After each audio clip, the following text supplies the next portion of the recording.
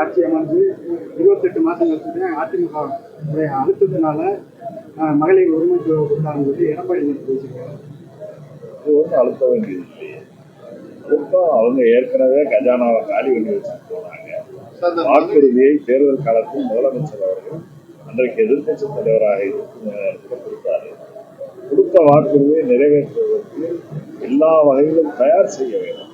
அரசின் திட்டத்தை செயல்படுத்துறதுல ஏதோ போற போக்கில் எல்லாம் பண்ணிட்டு முடியாது.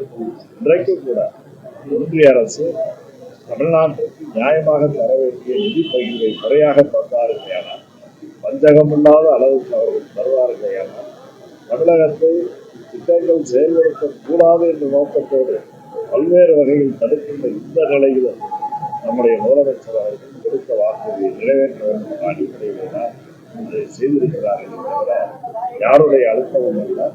மக்களுக்கு சொன்னதை செய்கின்ற முதலமைச்சர் என்ற அந்த அடிப்படையில் சொன்னதை செஞ்சது மட்டுமில்லாமல் சொல்லாததையும் செய்திருக்கிறார்கள். மகளிர் உரிமை திட்டம் தகுதி இல்லாத நபர்களுக்கு கொடுக்கப்பட்டதா ஒரு குற்றச்சாட்டு இருந்தது. சொந்த வீடு வச்சிருந்தவங்க எல்லாம் வாங்கிட்டாங்க. அது அதிகாரிகள் சரியா ஆய்வு பண்ணாங்க.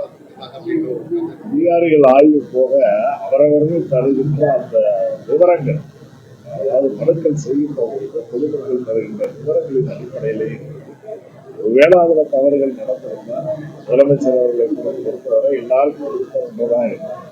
ஆனாலும் கூட நிதிநிலை சீராக இப்போது 3 கட்டங்களாக ஏற்கனவே வழங்கப்பட்டது.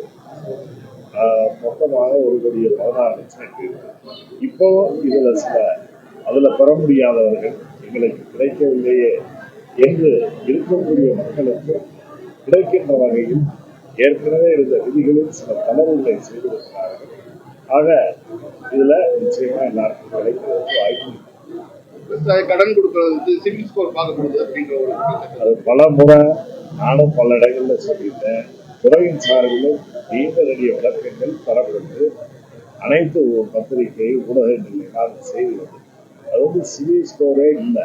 அதாவது பயிர்க்கடன் அப்படின்னு நம்ம கொடுக்குறாங்க அப்படின்னா கூட்டுறவு வங்கிகள்ல தேசியமயமாக்கப்பட்ட வங்கிகள்ல கொடுக்குறாங்கன்னா இந்த கூட்டுறவு வங்கிகள் கொடுக்குறதுல 7% இந்த 7% வட்டி பயிர்க்கடன் வழங்கப்படுகிறது. இந்த வட்டி அசலை உரிய நேரத்தில் அவர்கள் திருப்பி செலுத்துவார்கள். ஆனால் அவர்களுக்கு வட்டி தள்ளுபடி செய்யப்படும். மானியமாக மாநில அரசு ஒன்றிய அரசு இணைந்து தருகின்றன. குறிப்பாக ஒன்றிய அரசு 3% வட்டியை, மாநில அரசு 4% வட்டியை இந்த விவசாயிகள் உரிய காலத்தில் செலுத்திய அந்த கடனுக்கு வட்டியாக செலுத்த தேவையில்லை என்று மாநில மத்திய அரசு பொறுப்பேற்றுக்கிறது. அப்படி ஒரு திட்டத்தில் பயன்பெறக்கூடியது பயிர்க்கடன் 1 ஏக்கர் ஒரு விவசாயி விவசாயம் செய்கிறார் என்றால் அந்த 1 ஏக்கர் நிலத்தை வைத்து ஒரு இடத்திற்கு மேற்பட்டு 2 இடம் 3 இடங்கள்ல சில இடங்கள் அந்த பதிவுகள் நடைபெறுகிறது. ஆகவே அதை தவிர்ப்பதற்கு வேறு எந்த இடத்திலும் இந்த திட்டத்தின் மூலமாக பதிவு செய்யப்பட்டிருக்கிறதா என்பதைத்தான் பார்க்கிறார்கள். சிவிக்கு சம்பந்தம் இல்லை. எத்தனை தடவை சொன்னாலும் இன்னும் சில பேர் அதுல இல்லாமல் உங்களை போலவர்கள் மூலமாக கேள்வியாகவும் அது வருகிறது. அப்படிப்பட்ட கேள்விகளுக்கு இது விளக்கமாக விவசாயிகளுக்கு வழங்கப்படுற டிராக்டர் கட்சி பார்த்து வழங்குறதா எடப்பாடி குற்றச்சாட்டு கூடலூர்ல அந்த மாதிரி கட்சி பார்த்து வழங்குறாங்கன்னு சொல்றீங்க. நீங்க இன்னும் சொல்ல போனாக்க நாங்கள் சார்ந்த இன்றைக்கு ஆளுங்கட்சியான திமுக இயக்கத்தை சார்ந்தவர்கள் என்ன சொல்றாங்க, இந்த அரசாங்கத்துல பார்த்தீங்கன்னா மாற்றுக் கட்சிக்காரங்களுக்கு தான் பணம் கிடைக்குதுன்னு சொல்றாங்க. அப்படி ஏதோ தன்னுடைய அரசியல் ஆதாயங்களுக்காக அரசியல் நடத்துறவர்கள் வெளியில ஒரு அரசியல் தலைவராக வருகிறாங்க. ஏதாவது சொல்ல வேண்டும் என்பதற்காக அவர் சொல்லியிருக்கிறார். ஏற்கனவே கூட பழனிசாமி அழுத்தவர்களுக்கு தான் முதலமைச்சர் இந்த உரிமை தொகையெல்லாம் கொடுக்குறாங்கன்னு கேட்டீங்க. அழுத்தம் அவருக்கு தான், பழனிசாமிக்கு தான் அழுத்தம் வந்துருக்கு. அது எங்க இருந்து வந்துச்சு, யார் மூலமா வந்துச்சுன்றதெல்லாம் உங்களுக்கு தெரியும். ஆகவே அழுத்தியவர்கள் பாஜக, அதை போல மோடி, அமித்ஷா அமுங்கினவர் பழனிசாமி.